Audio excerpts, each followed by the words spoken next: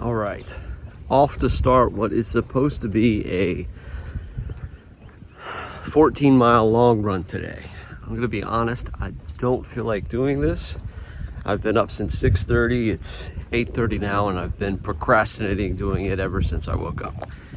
But we will press on. This is the last long run of this training block, so we're gonna get it in today. Probably should be taking some water with me, but I did find a water fountain on my run last week. Found it like 4 miles in to the 13 mile, but what we're gonna do today is do it opposite.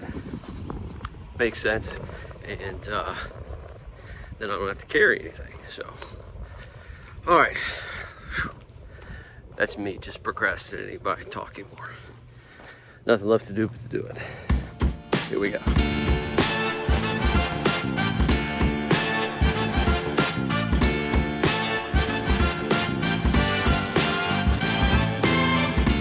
Mile and a half in. Stopping at the Publix juice bathroom. Not a good sign.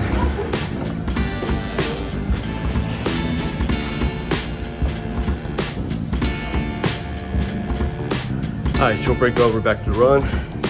I was kind of perfectly placed. I didn't even have to deviate. So, all right, may not be as bad as it was.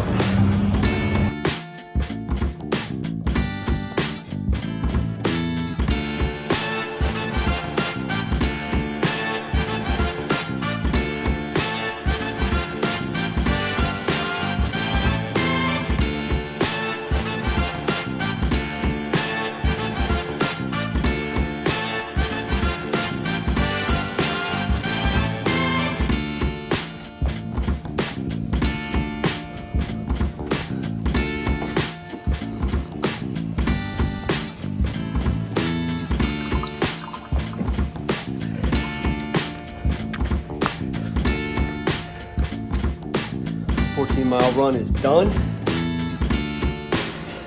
It's hard, but got it finished. Key's just to get started and don't stop moving. Now, shower and try to get through the rest of the day without falling asleep. Don't be disappointed in me, but after I recorded that last clip, I went directly inside, took a shower, and fell asleep for 2 hours. Here at Walmart now, getting stuff for steak and potato night. All done, headed back home.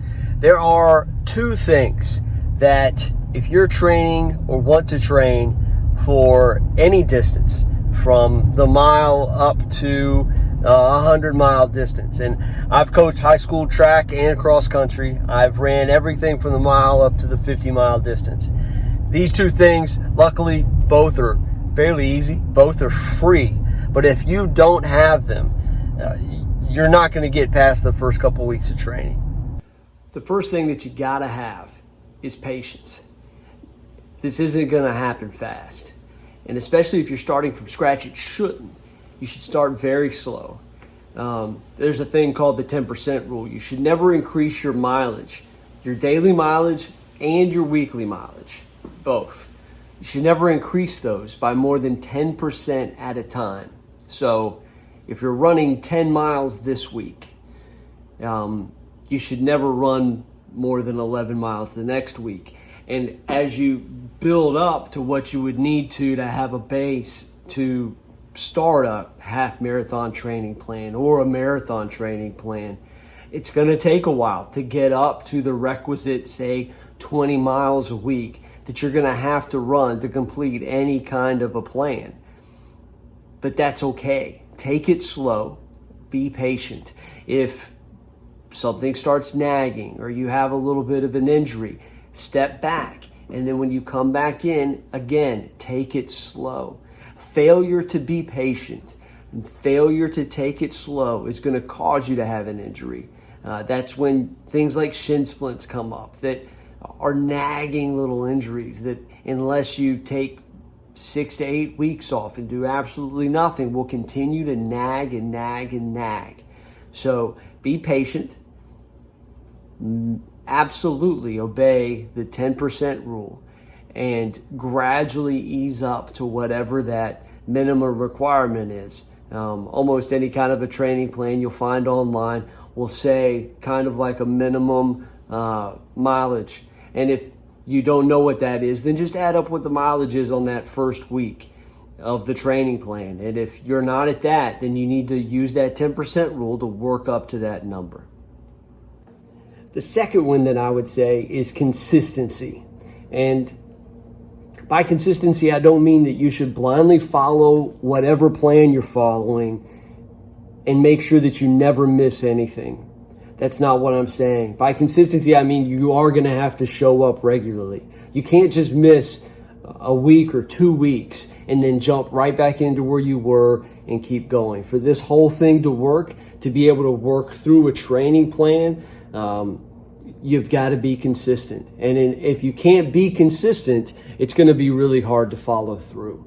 So you need to pick, if you're doing a half marathon training plan that has, a 12-week workup, you need to look at your calendar and make sure that you can follow that plan all the way through for 12 weeks. And if you can't, if there's something not there, then maybe that's not the thing for you at this specific point in time. By all means, keep building up that weekly mileage so that when you do get to a place where you can commit 12 full weeks to following that training plan, you're there to do it. But you got to be able to be consistent. And lack of consistency, again, will put you right back where lack of patience is going to put you, which is at risk, at great risk for an injury. So those are my tips, but 2 tips. If you're looking to either start from scratch or get into moving towards racing at any distance.